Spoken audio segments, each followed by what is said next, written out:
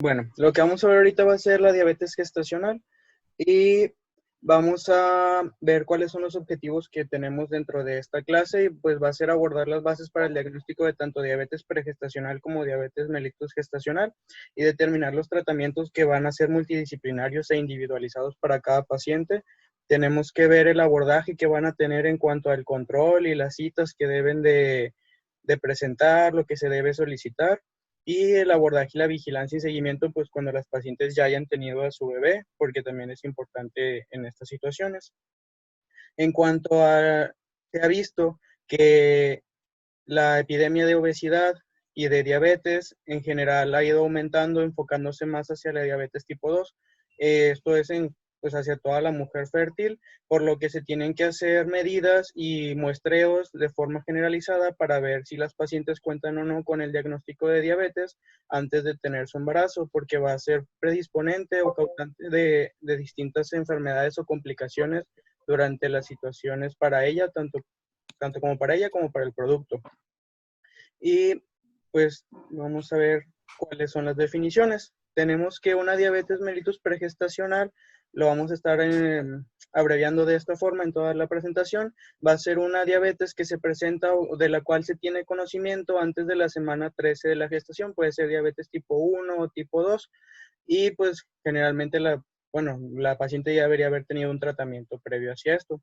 Pero una paciente que se cataloga como diabetes mellitus gestacional va a ser una que se detecta por primera vez arriba de las 13 semanas de gestación y que es indistinto si es uno o dos, porque lo importante aquí es nada más saber que conforme pase el tiempo, pues se van a ir disminuyendo la sensibilidad hacia la insulina y por eso es más probable que se presente esta enfermedad. Ya después tenemos que saber que puede o no resolverse después del parto. En cuanto a la epidemiología, vemos que la prevalencia en el mundo está estimada en un 7% para todos los embarazos y es un resultado que ha sido visto en entre 200,000 casos anuales. En México la prevalencia pues no dista tanto de eso y de hecho hasta puede ser más y es entre 8.7 a 17.7%. La mujer mexicana, simplemente por ser mexicana o hispana, tiene mayor probabilidad de presentar esta enfermedad, como ya lo habíamos visto en la clase previa.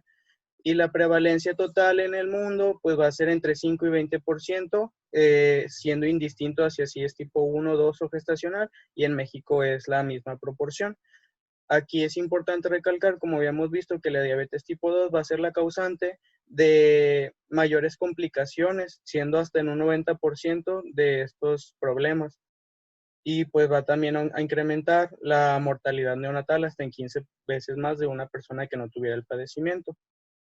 Las pacientes que estén embarazadas van a tener distintos factores de riesgo. Por ejemplo, pues ser mexicana es pues casi que la principal. La edad materna mayor a 30 años, la historia previa de otro embarazo con diabetes mellitus gestacional, la historia familiar de diabetes, el sobrepeso, la obesidad, sedentarismo o haber tenido un producto que haya sido mayor a 4 kilogramos en los embarazos previos. Las pacientes diabéticas se van a clasificar en tres grupos de riesgo. Lo vamos a clasificar como bajo riesgo, riesgo intermedio y riesgo alto. Realmente, pues esto es una clasificación que propone la guía de práctica clínica, pero pues todas las mexicanas o se van a encontrar en un riesgo alto o en un riesgo intermedio. Ninguna puede ser de riesgo bajo porque se dice que tiene que cumplir todos los criterios que se enlistan aquí y el principal es pues no ser de un grupo de riesgo de estos padecimientos.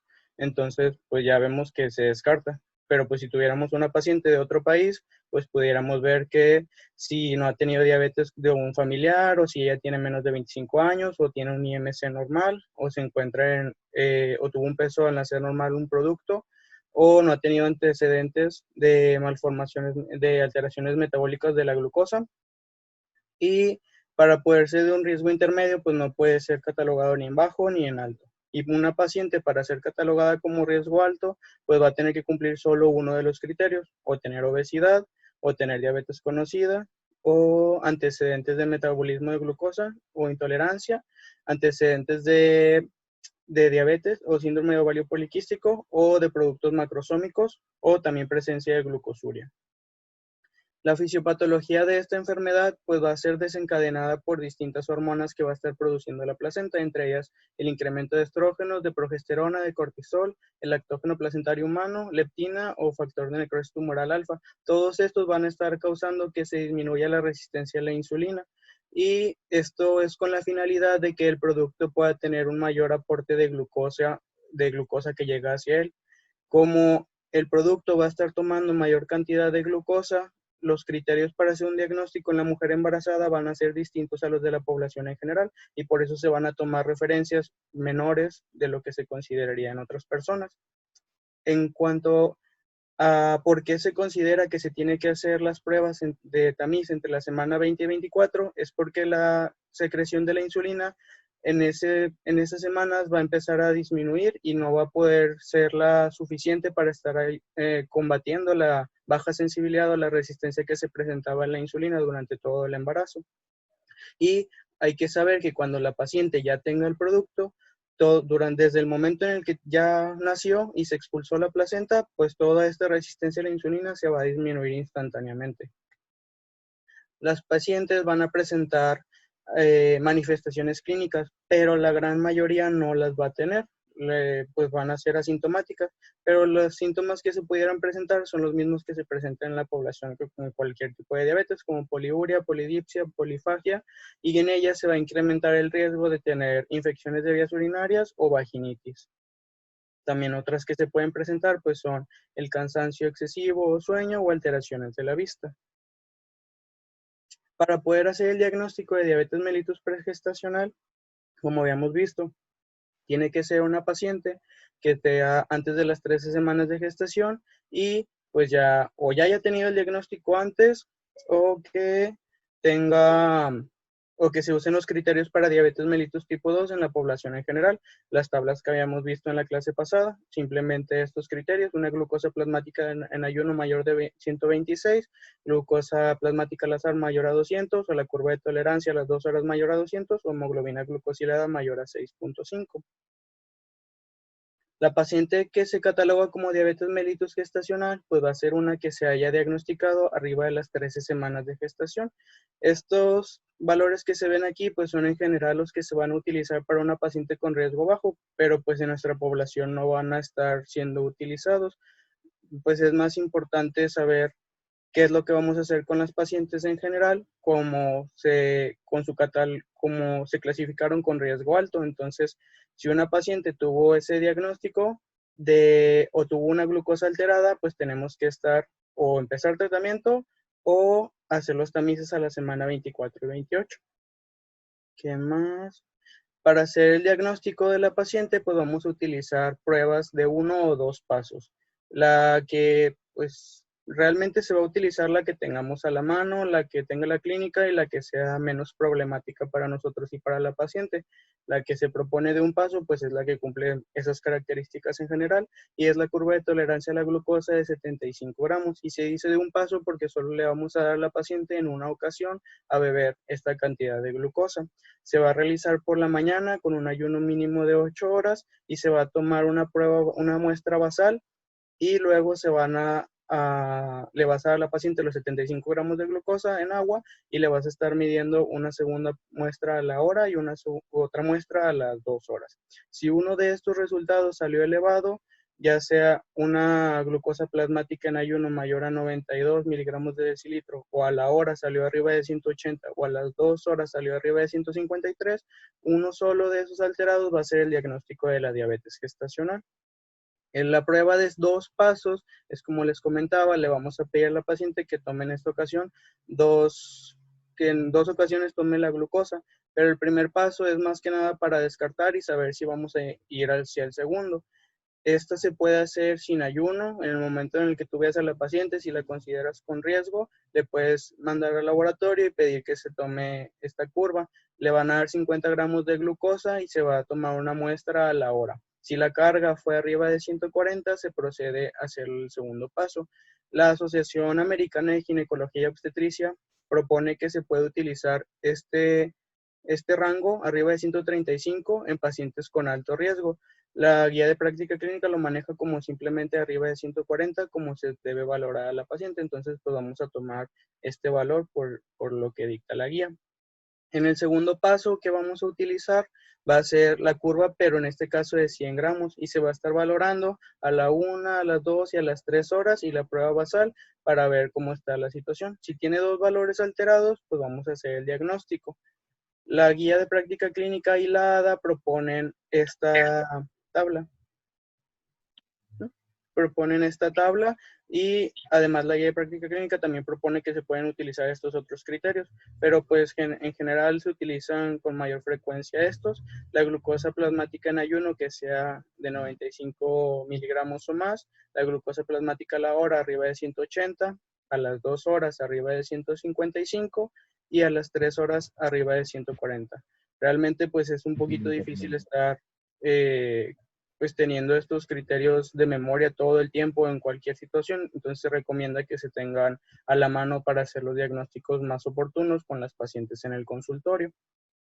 En cuanto al algoritmo que propone la guía de práctica clínica, pues es una forma más fácil de poder ver cómo va a hacerse el diagnóstico. Toda paciente que nos haya llegado abajo de las 13 semanas, le debemos pedir el monitoreo de la glucosa, de la química sanguínea para la glucosa, y si nos llegara a salir una glucemia en ayuno arriba de 126, pues la vamos a catalogar como un diagnóstico de diabetes pregestacional o diabetes tipo 2.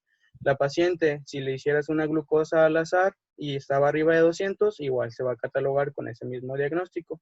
O si hubiera tenido una curva de tolerancia, como lo habíamos mencionado, o la hemoglobina glucosilada, igual se va a quedar con el diagnóstico. Supongamos que esta paciente llegó abajo de las 13 semanas, pero tuvo una intolerancia a los carbohidratos. Lo que te propone la guía es que si estaba arriba de 92 o abajo de 126, le hagas una curva de tolerancia a la glucosa o una hemoglobina glucosilada. Igual, si alguno de estos valores había resultado alterados o la hemoglobina glucosilada resultó alterada, se va a catalogar como el diagnóstico de diabetes pregestacional.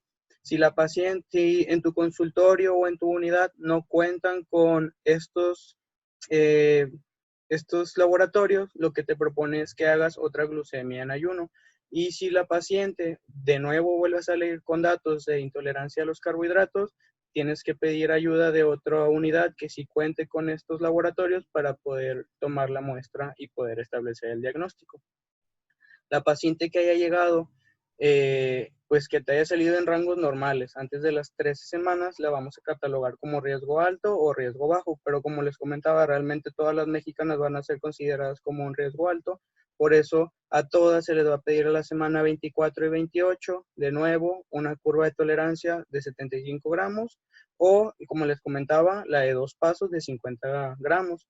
Y si se salió un valor alterado, pues ya está la diabetes gestacional. Y si ese salía un valor alterado, pues entonces tendrías que hacer ya la de los 100 gramos. Y si te salía arriba, pues cualquiera de los valores que estaban tomados en cuenta, pues ya ibas a tener lo de diabetes gestacional. En cuanto a la terapia médica nutricional, se ha descrito que 82 a 93% de las pacientes con este diagnóstico van a alcanzar una meta terapéutica que sea solo con la nutrición adecuada. Los objetivos de esto es lograr una ganancia de peso adecuada y mantener un control glucémico normal para disminuir las posibilidades de riesgo de una malformación o disminución del crecimiento fetal. Lo que se propone es que todo esto sea un seguimiento por nutriólogo de acuerdo a los hábitos que tenga la paciente. También eso lo va a establecer la nutrióloga. Las dietas que se proponen son en las kilocalorías que se proponen son de 1600 a 1800 kilocalorías, ya que se ha demostrado que disminuyen la glucosa y no impiden el crecimiento fetal. Los porcentajes en los que se tiene que dividir los carbohidratos, proteínas y grasas, pues van a ser divididos entre el 40 a 45% como carbohidratos, de 10 a 20% para proteínas, y a partir del segundo trimestre tenemos que agregar 10 gramos diarios a ese porcentaje de proteínas. Y en cuanto a las grasas, pues se pide que sea menos de 40% del total y que menos del 10% sean de grasas saturadas. La ganancia de peso que se va a recomendar a la paciente, pues va a ser de acuerdo al IMC que ella tenga. Vamos a utilizar la misma fórmula que se ha utilizado pero vamos a catalogar a la paciente como un peso bajo cuando es abajo de 19.8.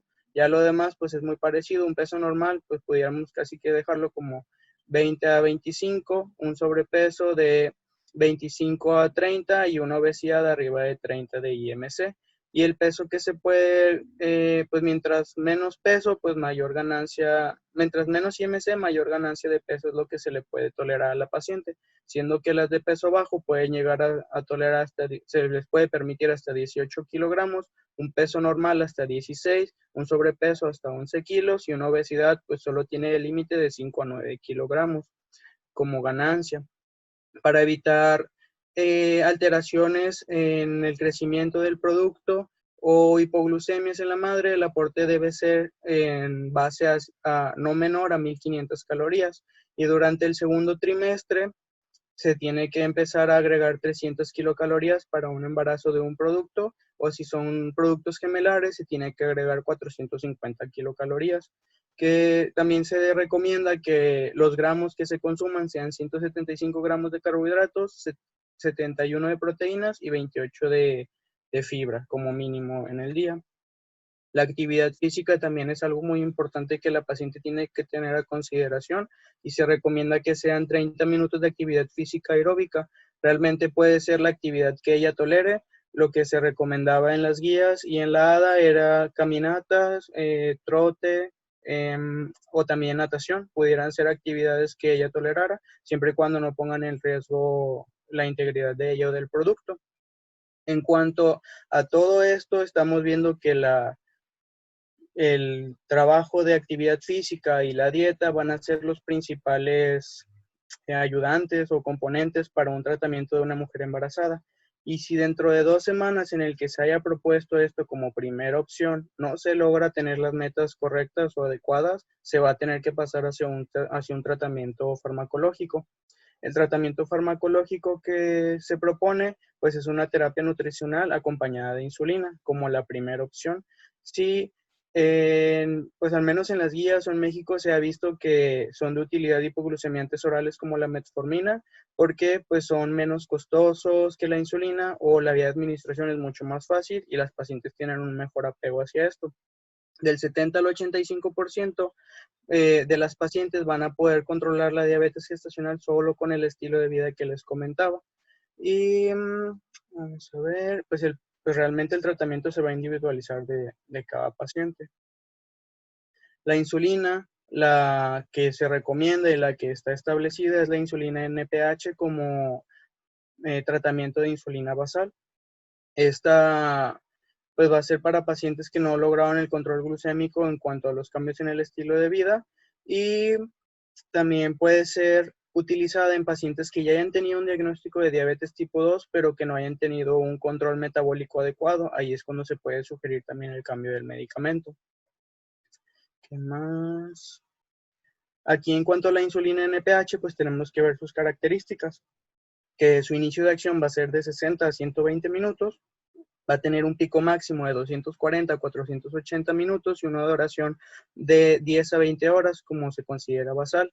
Una dosis habitual que se va a utilizar va a ser la que sea de 0.2 unidades por kilo por día y se va a dividir en tercios. Estos tercios le vamos a dar 2 tercios en la mañana y le vamos a dar 1 tercio en la noche.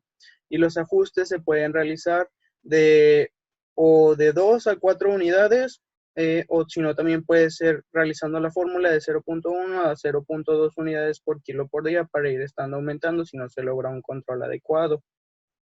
Si no se logra un control adecuado, lo que sugieren las guías es el añadir insulina rápida. Esta insulina rápida, pues vamos a ver que tiene un pico de acción de 30 a 60 minutos y un pico máximo de 90 a 120 minutos con una duración de 5 a 12 horas.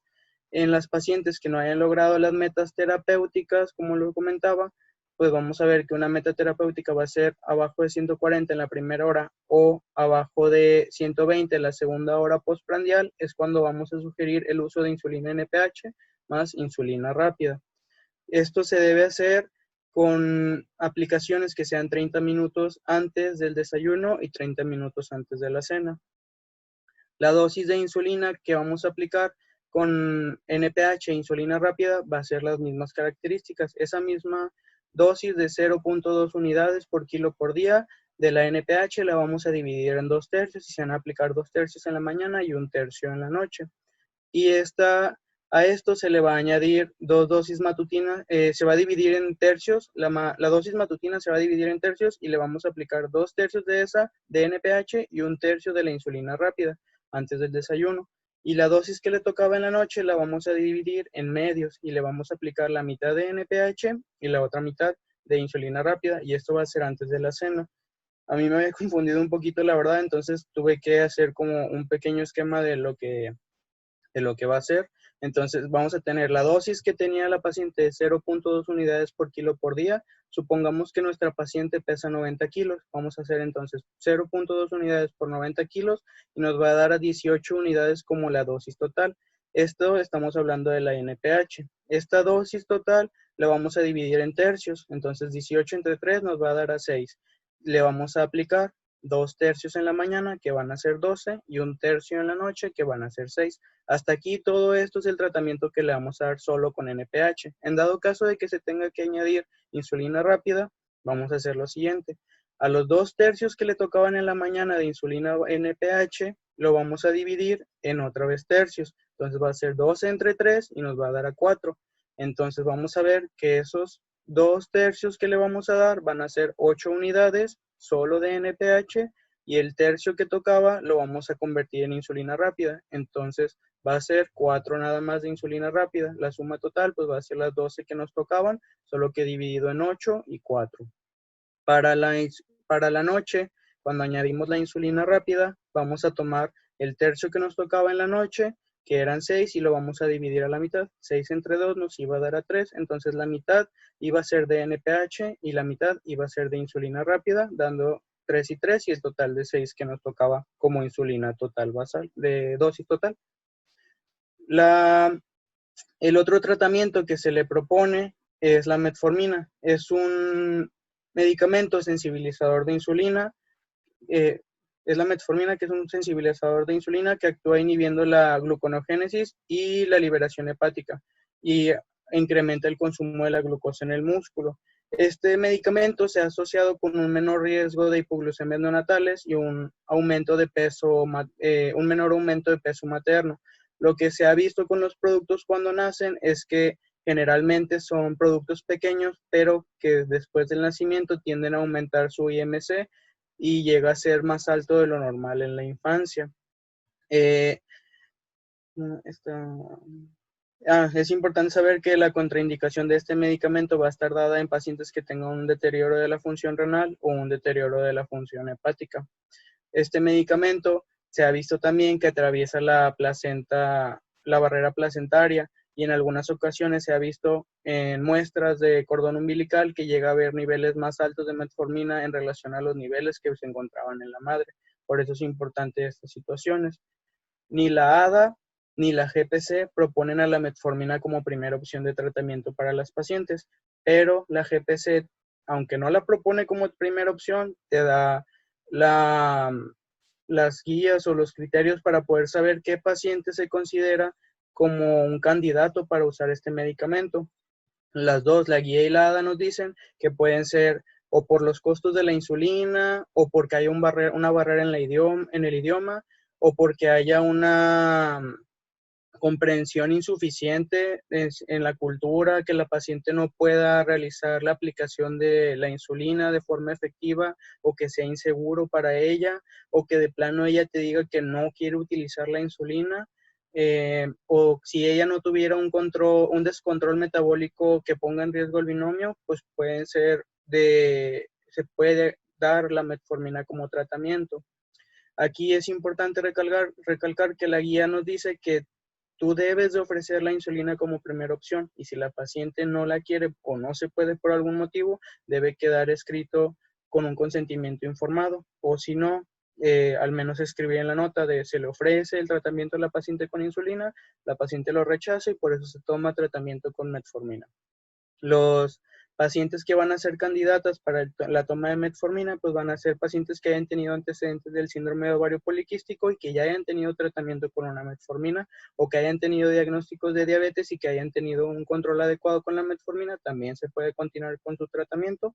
Pacientes con falla terapéutica nutricional pueden ser candidatos también hacia la metformina, o pacientes con IMCs mayores a 35, pacientes que hayan tenido glucosas en ayuno menor a 110, porque esto nos habla de que va a tener un buen pronóstico la utilización de la metformina, o que no hayan tenido historia previa de la diabetes mellitus gestacional de otros embarazos previos.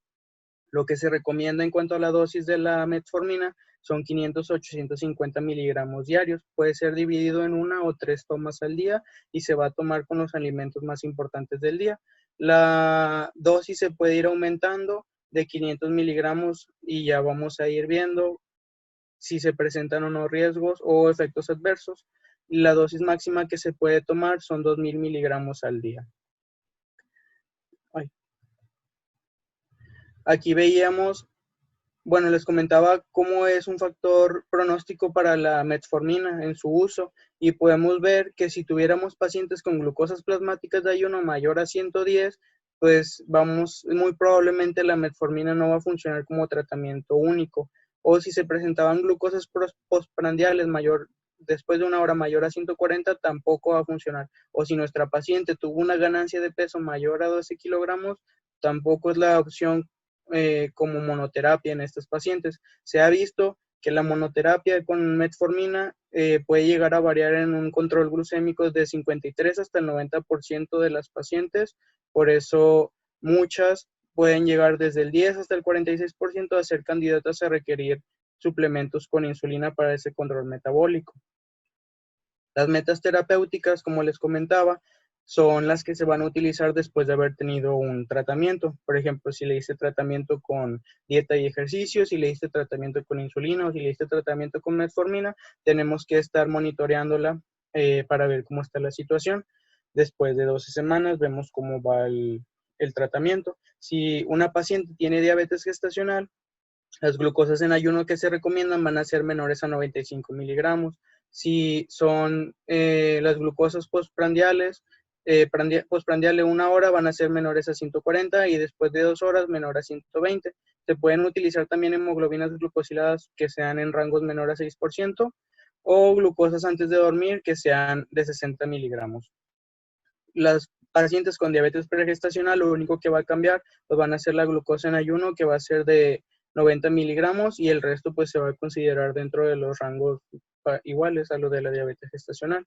Es importante recalcar que las pacientes con un control hipoglucémico estricto pueden llegar a tener hipoglucemias, de hecho, si es muy estricto el tratamiento, pero también es importante recalcar que si en lo que vas haciendo los monitoreos del producto llegaran a encontrarse un percentil mayor arriba del 90, entonces vamos a tener que disminuir las metas que se habían planteado, hacer a menor de 80 para el ayuno y a menor de 110 para las 2 horas postprandiales.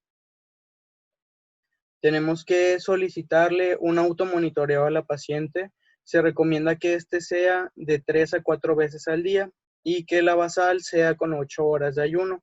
Las postprandiales pueden ser tomadas, puede ser a la hora o a las 2 horas, y se recomienda que sea 2 o 3 veces al día en las comidas principales, desayuno, comida y cena. Las pacientes que hayan tenido ya diagnóstico de diabetes tipo 1, se le tiene que agregar 2 monitoreos, que va a ser antes de acostarse y al menos una vez cada 15 días en la madrugada entre las 2 y las 4 de la mañana. Que cuando una paciente no tiene la posibilidad de realizarse un monitoreo de la glucosa con un glucómetro en casa, lo que recomienda la guía es que al menos una vez a la semana tú la cites para poder solicitar una glucosa en ayuno y una glucosa postprandial a la hora. Si de plano tampoco se puede eso, pues al menos una vez cada vez que venga su consulta de control, solicitarse una glucosa en ayuno. La guía nos propone diferentes tablas para poder saber cómo hacer el monitoreo de la paciente.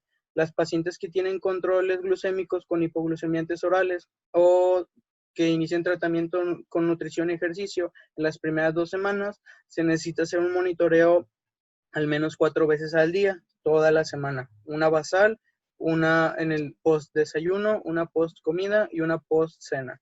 Cuando ya hayan pasado 2 semanas y la paciente ya haya estado en control, podemos ir variando las tomas de la glucosa y esto puede ser ya a criterio que ustedes decidan. Lo que propone la guía pues es esta pequeña tabla en la que un día puedes tomar una basal y en ese mismo día tomas una post desayuno y en ese mismo día tomas una post cena. O así puedes ir variando tú en realidad. Son lo que propone. Pero para el inicio del tratamiento con insulina es igual. Primero tiene que ser el control estricto con una basal, una post desayuno y puedes ir intercalando las tomas de glucosa dependiendo para que no sea un gasto tan grande porque la paciente en esos primeros lapsos pues va a tener que estarse tomando la glucosa realmente todos los días y va a estar teniendo que hacerlo pues en todos los momentos, basal, desayuno, antes de la comida, en la comida, después de la comida, antes de la cena, después de la cena y en la madrugada. Pero una vez que ya ha tenido un control con el tratamiento de insulina, ya puedes disminuir estas tomas. Va a ser de cajón una basal, igual una postprandial desde desayuno a la 1 o a las 2 horas, y ya puedes ir intercalando si es una después de la comida o después de la cena, ya para que sea un menor gasto y menor número de lesiones que se esté haciendo la paciente. El control prenatal que tiene una paciente con diabetes mellitus gestacional o pregestacional, se establece que tiene que ser al menos cada 2 o 3 semanas. Y para las pacientes que hayan tenido diagnóstico de diabetes mellitus pregestacional, la primera consulta pues va a tener que ser como en todas antes de las 13 semanas, pero a ellas se les va a pedir unas cosas extra. Hay que ver si no ha tenido una valoración de fondo de ojo y si no, hay que mandarla con el oftalmólogo. Tenemos que ver cómo está su función renal por medio de la depuración de creatinina en cuantificación de proteínas de 24 horas. Hay que solicitar una hemoglobina glucosilada. Esto es importante porque a mayor cantidad de valor de la hemoglobina glucosilada se ha relacionado con malformaciones o muerte fetal. Hay que solicitar también un perfil tiroideo porque las pacientes que hayan tenido diagnóstico pregestacional de diabetes mellitus tipo 1, hasta el 40% van a tener disfunción tiroidea. Un electrocardiograma para las pacientes con la diabetes e hipertensión y hay que, pues como en todas, solicitar y confirmar la viabilidad del embarazo y por medio de un ultrasonido. El monitoreo de la glucosa pues se va a solicitar de ahí en adelante en cada consulta, una basal y postprandial como lo habíamos comentado. Si la unidad cuenta con un ultrasonido Doppler, pues se puede pedir el ultrasonido Doppler de las arterias uterinas entre las 11 y 36 para establecer o no si hay riesgo de preeclampsia o restricción del crecimiento intrauterino. En cada consulta, pues como la vamos a estar viendo, cada 2 o 3 semanas, en estas específicas se van a pedir distintas cosas. De cajón, entonces vamos a ver los monitoreos de la glucosa. En la 18-22 vamos a pedir un EGO, un urocultivo y un cultivo vaginal y un ultrasonido estructural que incluye el examen de cámara fetal, el examen de corazón fetal a 4 cámaras y vías de salida y de los 3 vasos. En el resto, en la 28 y en la 32, pues realmente es como tocaría la valoración de las glucosas y un ultrasonido para ver el crecimiento, igual la glucosa y el ultrasonido para el crecimiento, pero es importante saber que a partir de la semana 36 la consulta se va a hacer semanal y se va a pedir lo mismo. Realmente solo se va a añadir que el embarazo no llegue a más de 40.6 semanas para la resolución de este y hablar sobre el método que se va a trabajar, sobre el parto o cesárea. Y aquí es lo que les comentaba, mayor hemoglobina glucosilada, pues es un mayor riesgo de presentar una malformación o anomalías o abortos. Los criterios de referencia para la paciente, pues va a ser a toda paciente con diagnóstico de diabetes, se va a tener que ir a segundo nivel y a segundo nivel va a considerar si se regresa o no, pero tiene que haber sido valorada por un ginecólogo o un endocrinólogo y un endocrinólogo internista para dar un tratamiento y nosotros continuar con ese que se le había presentado.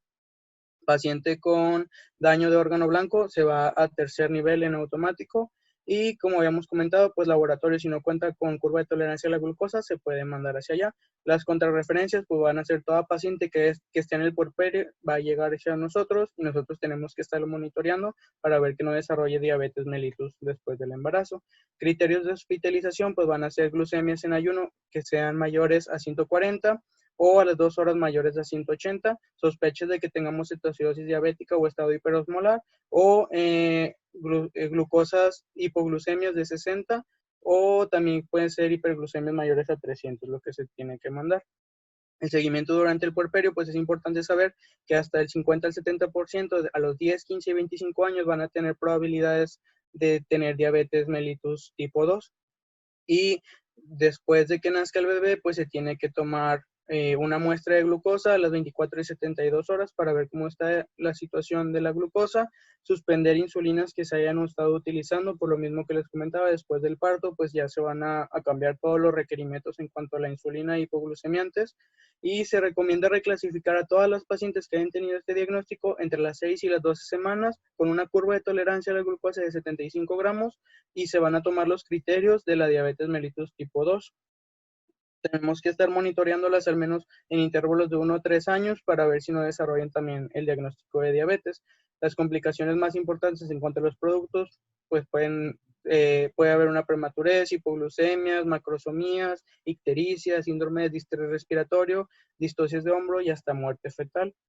En cuanto a otras complicaciones que se pueden presentar, pues las más importantes pues pueden ser una retinopatía o hipertensión. Pues esto se asocia más hacia pacientes que tenían diagnóstico de diabetes tipo 1 o diabetes tipo 2 preexistente, y nada más se debe solicitar la valoración por el oftalmólogo. En cuanto a los pacientes con hipertensión, pues nada más como lo habíamos visto en la otra clase, preexistente va a ser la que se presente antes de las 20 semanas, la hipertensión gestacional va a ser arriba de las 20 semanas, la preeclampsia va a ser cifras arriba de 140 o 120 en 2 ocasiones, pero en un rango menor de 4 horas, y que aparte tenga proteinuria en una recolección orina de 24 horas mayor a 300 miligramos. Los tratamientos pues van a tener que enfocarse a que no sean cifras menores, cifras de TA metas que no sean menores a 120,80, porque si no van a estar produciendo riesgo y perjudicar el crecimiento del bebé. Se suspenden IECA, Siera-2 y espironolactona, y se cambia por alfametildopa, nifedipino o labetalol. Se puede considerar hidralacina para datos de hipertensión severa o preeclampsia grave. Y se recomienda que a toda paciente con preeclampsia se le inicie tratamiento con aspirina a toda paciente con diabetes se le inicie tratamiento con aspirina a dosis de entre 60 y 150 miligramos desde la semana 12 de gestación para disminuir la posibilidad de presentar preeclampsia. La asesoría preconcepcional de la paciente con diabetes, pues en sí va a ser enfocada hacia disminuir todas estas comorbilidades que habíamos visto, y los anticonceptivos que se deben utilizar con estas pacientes pues van a ir, puede ser un DIU de cobre o un DIU de levonorgestrel, o se puede usar implante en todas las pacientes que hayan tenido estos diagnósticos, pero quien haya tenido algún daño órgano blanco, pues se van a contraindicar anticonceptivos orales, combinados, parches o anillos vaginales. Y pues bueno, ya queda menos de un minuto. Sí, pues si quieres el caso clínico lo dejamos para la otra sesión. Sí. Porque va a estar así como que súper rápido. Está muy bien, nomás que sí es un tema muy, muy extenso ese, pero pues muy bien, como quiera, muy bien explicado sobre las insulinas y todo, o sea, muy bien. No sé si sus compañeros tengan algún comentario o algo, pero... Y pues nada más recalcar que, acuérdense que toda paciente embarazada envía la nutrición. Súper importante eso.